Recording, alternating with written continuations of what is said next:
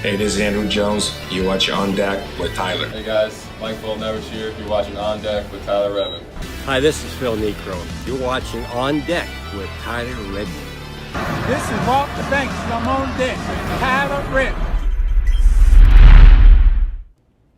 Welcome into On Deck. I'm Tyler Redmond. As always, make sure to like this video, subscribe to this channel, and hit the bell for notifications so you can stay up to date with all things Braves baseball. So last night, Touki Toussaint would take the mound versus the Blue Jays in Game 3 of the series. He would face off against the rookie, Nate Pearson. And what a night for Touki Toussaint. This is easily the best performance we've ever seen out of Touki. Career-high strikeouts with 9, career-high innings pitched with 6 2/3, only giving up 3 earned runs and 4 hits with no walks. When you're not walking anyone, especially in almost 7 innings of work, I like it. I like that type of pitching.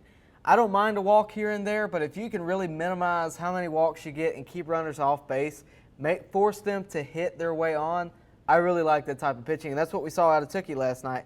I can't overstate to you how good of a performance that was.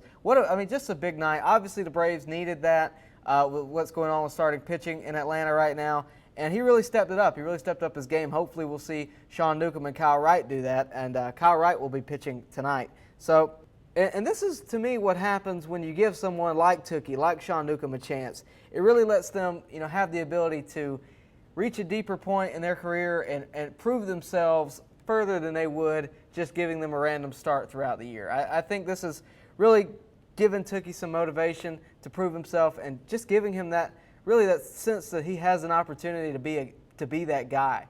I really like what I saw. But I know a lot of you want to see those kids in the minors, the Ian Andersons, the Tucker Davidsons. And I understand your point. But first, this is why we give guys like Sean Newcomb and Touki Toussaint a shot. Obviously, Kyle Wright is a different story. He's coming up from the minors. But Sean Newcomb and Touki Toussaint have sort of been overlooked in the past few years, especially when you got guys like Mike Soroka, what Mike Fulton-Nevers did last year, Max Fried. You sort of overlook those guys. And, of course, bringing in Cole Hamels and Felix Hernandez, of course, Felix opting out. But bringing in guys like that, you're going to overlook the guys that you've raised up.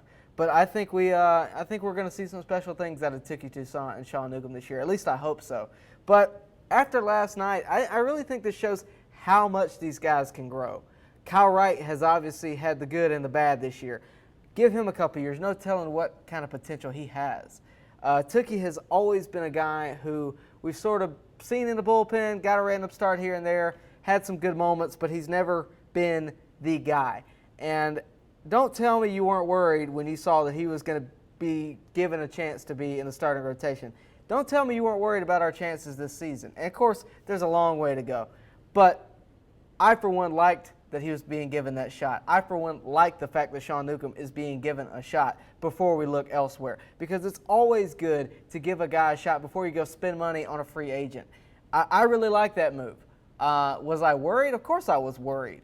I mean, who wouldn't be worried? But I think this year, and some of you aren't going to like this, I think this year is a chance to have a test run for some of these guys. I think it's a chance to give a test run. Does that stretch to the minors? Does that stretch to Tucker Davidson and Ian Anderson? Possibly. We may see them if a couple of these guys go down with COVID-19 or something. Some of those guys in a player pool, we very well may see them. Again, like I said yesterday, this is a all-hands-on-deck type of year. But I really think it's, for the Braves, a chance to test run.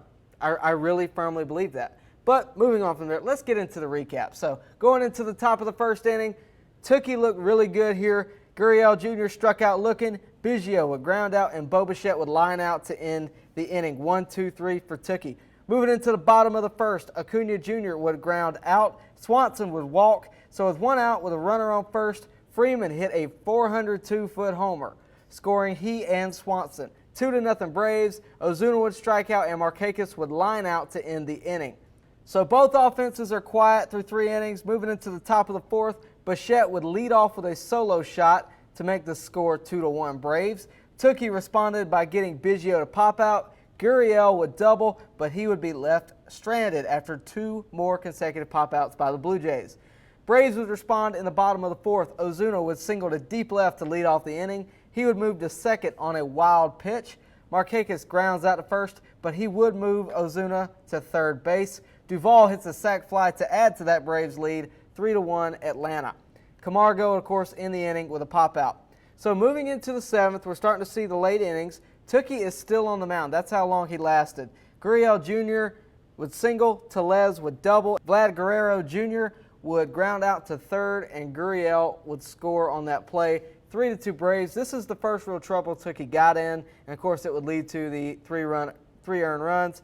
3-2 Braves. Touki would of course lead the game after this. They didn't want to risk him giving up that run, hopefully giving him a chance to earn the win for the Braves. That would not be the case. Braves would bring in Tyler Matzik. He would give up a single to Hernandez. That would tie the game after Tellez scored. 3-3 ball game. The Braves would get out of that. And we go into the bottom of the 9th with a tie game. And we all know if you're going up against the Braves and you're in the bottom of the 9th inning with a tie game, it's never good for you. So Nick Markakis would come up and he would hit an inside curveball and take it to deep right field for a walk-off homer in his second game back after opting back into the 2020 season. And I've talked a lot about Markakis over the past week or so. And Markakis, to me, I think is a fundamental part of this ball club. He is the one player who gives you a professional at bat every time he's at the plate. And I know a lot of you are concerned about the strikeouts right now. The Braves lead the majors in strikeouts. It is an obvious concern. With that said, if you feel strongly that Markakis should not have any playing time this season, what say you now? Do you still feel that way? I want to know in the comment section. But if you do, let me add this. If you're also concerned about the strikeouts that the Braves have, you can't complain about Markakis having playing time. Markakis is the one player who puts the ball in play almost all the time. And of course there's a strikeout here and there, but for the majority of the time, Markakis is going to put it in play, whether it be a ground out, a fly out, or a base hit, or like we saw last night, a homer. Granted, he was 0 for 3 before that homer last night, I'll give you that, but it was a pop out, a ground out, and I believe another pop out. So I would like to see more at-bats like that. It seems like he's always in a deep count, and he's coming in later than all these other guys, and he's performing like Nick Markakis. I'm not saying he's on a hot streak by any means, but for him to have a night like last night, I really enjoyed it. I really enjoyed the fact that he got the walk-off homer. To me, it doesn't matter what we think about Nick Markakis being back. It really doesn't. To me, it matters what the team thinks about having him back. And based on the celebration I saw last night, I would say that they're more than happy to have him back, and I'm very excited to have him back. So let me know how you feel about Nick Markakis having playing time this season. Hit me up in the comments section. Let me know about what you thought of Touki last night.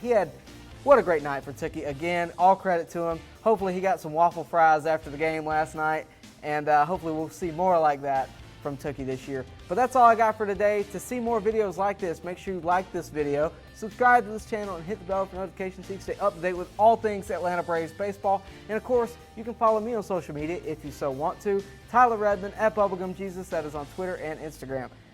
That's all I got for today. Thanks for watching. I'll see you next time on deck.